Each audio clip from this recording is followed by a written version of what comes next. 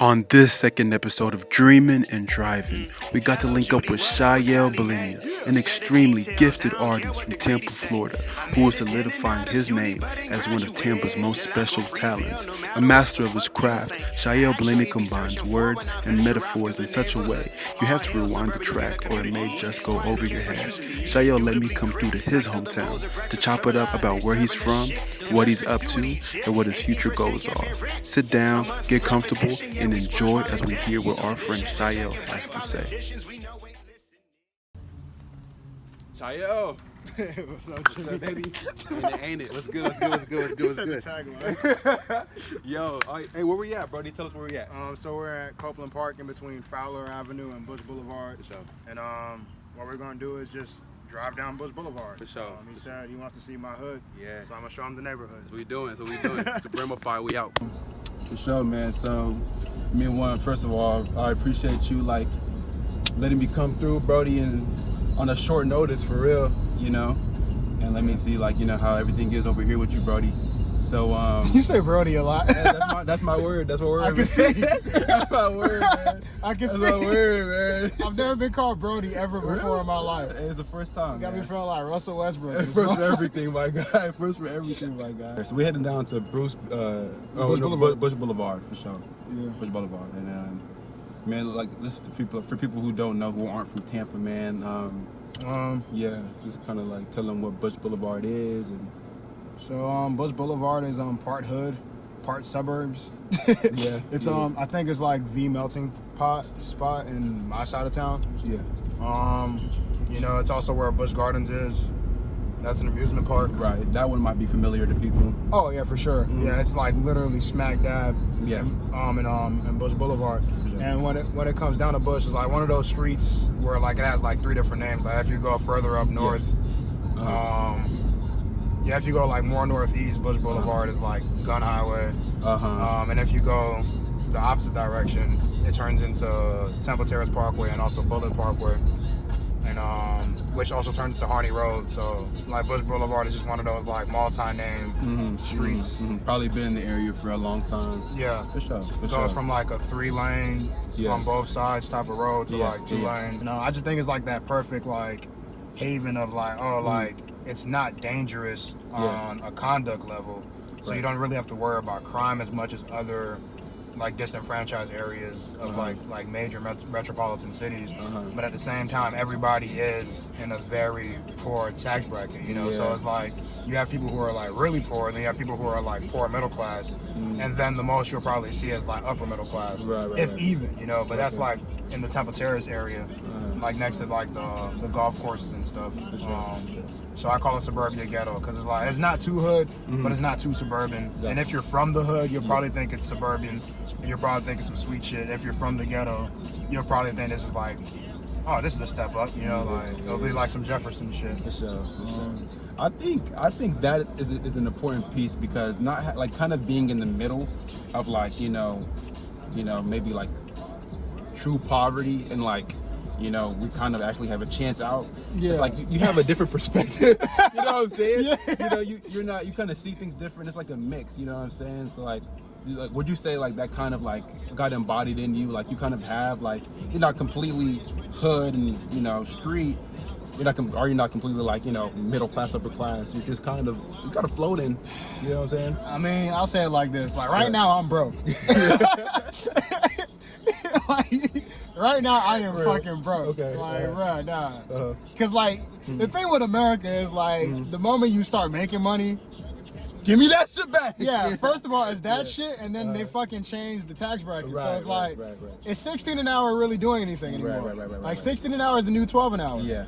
So it's it's never you get 1 foot forward and it's bring that ass back here. Yeah, I know what you mean. I'm definitely making it, but that's just because I got good credit. I wish my credit was amazing, Yeah. but I just have good credit. Okay, yeah. I ain't really gonna get me much. So I think this neighborhood, as suburban as I think it might be at times, my mom still thinks it leans more ghetto. And I'm okay, it's to each his own. Yeah. It is what it is. I'm not saying no crimes happen out here, but it's not it's not the crime spot. But there are niggas and like immigrants out here. No, for sure. You know, like Yeah. there's definitely a lot of black people. There's definitely a lot of Middle Eastern culture. You know, island culture and stuff. So it's like, yo, like it's immigrants. Oh, Suburbia Ghetto Blues is playing right now. But like, and I actually filmed the music video on the street. Real. Like what I did was Real. I sat on the back of a pickup truck, and they just shot me waist up, so you see the neighborhood behind me, For sure. or the street behind me, and like I'm just rapping. As in a real as it pickup. gets. As real as it gets. Yeah. For sure. I just didn't do it in traffic. I did it like Sunday morning when nobody was out You here. timed it right. Because right now, bro, traffic is booming. What? Like I used to work at the Publix on Bush Boulevard, and I would walk from my house to work, and I noticed that every Sunday morning, no cars. Nobody was pulling up. So I'm like, yo, I got like a 4-hour window to do this music video. Like, and I did it. Like years later, I finally did the music video. Oh, for sure. If only I could crip walk. I had a crip walk in the middle of the street. I don't got that type of coordination. See, this crosswalk just got here, which is why I feel like we're gonna get gentrified. Yeah. Like this shit was when not niggas here. start getting crosswalks, be Bro, scared. we got 2 of them. Be scared. We got 2 of them. Like, They're coming yo, for you, my guy. mean the same streets I almost died in? Now we got a crosswalk? When I move out? Whenever I think of gentrification, I always saw it in other cities. Like, in the song, like I said, just got back from Oakland, and you said, funny, you say it sounds like a virus. Because, like, I went to Oakland right before Corona. Oh, wow. So, like, 2 weeks when we got back from Oakland, everything was shut down. Wow. Like, and we didn't know COVID was a thing, but we were on the airplanes and stuff. And then, like, we didn't catch anything, but, like, the whole world is shut down after we come back from Oakland. Wow, Yeah, but when we were out in Oakland, their entire city was in the middle of their gentrification thing. Oh, wow. So I didn't want to make an album about gentrification if it's not something I'm actually, like, experiencing. Because I want to make it from real life experience. Like, I'm not trying to, like, look on TV and be like, oh, when you're getting gentrified, this happens and that happens. It's like, no, like, this is what actually happened. So we didn't make the album about gentrification. We made the album about real estate and housing. And there is a follow-up project that hopefully gets done about gentrification from real life experience. Bush Boulevard, Bush Boulevard, just got back from Oakland. Met a lot of poets well spoken. That's a true story too, right? For sure. I can tell. It sounded too authentic. Like, you really came back from Oakland to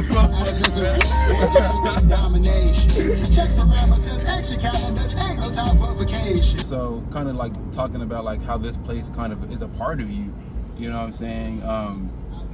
I think it teaches me how to hide in plain sight. Cause like, Speak on that some more. Like you can like drive by here and just like think nothing of it, but like when you start to pay attention to like the characters here, you're just kind of like, shit.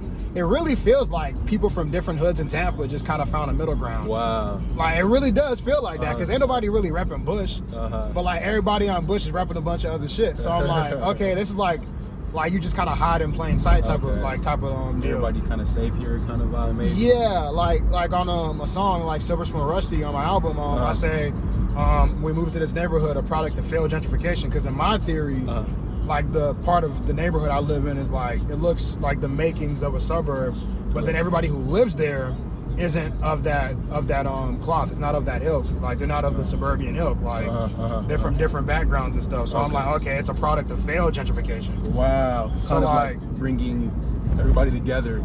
Yeah. From different attempts or whatever it made them kind of like disperse. Yeah, whether they're renting or owning the homes, because like. I hear a lot on the news about like black people not owning property and like not being like prosperous in America, and I'm kind of conflicted because I see it from the African American perspective as true, but then from the immigrant perspective, I'm like, I grew up in a neighborhood full of homeowners, like all of them, like not all of them, but like a majority of people, they own their homes, they were able to get through that process. And I don't know why that was possible, but I know it's not impossible. It's not impossible, you've seen it. So I'm like, I think I just learned how to hide in plain sight. Because like, I'm a pretty unassuming person until like I have a reason to not be unassuming. Did you get to go outside a lot? Like, was that something that you did often? Usually whenever I'd go outside, it'd be like school field trips or like church field trips. And if I did, it would just be like right in front of the house, like just play football in the backyard. The backyard was like a ditch. Okay. So like it was nothing but grass. So football for a while. That real yard ball right there. Yeah, football for a while, tackle football at that. Nice. No protection. And then after a while I started playing soccer. That was cool. Second crosswalk. That was cool. When I started playing soccer, then after a while, like, I finally convinced my parents to let me get a basketball hoop. So that basketball hoop took up, I'd say, sophomore to the end of junior year. See, every nigga got hoop dreams inside of him. I'm convinced. Yeah, and like, Convinced. my dad was hating on that whole thing. Really? Yes. You Like, didn't I go wanted for a basketball hoop since I was in first grade. He just knew soccer because he's from Ghana. He He didn't want to play soccer either. Oh, he just didn't want you. He wanted. Nah, he's just a hater. You just. He's a hater. He's a hater, man. He's not gonna see this. I don't think so. Yeah. Well, he probably will. Is it going on YouTube? Yeah. He'll probably see this. Sorry, Dad. I'm not apologizing.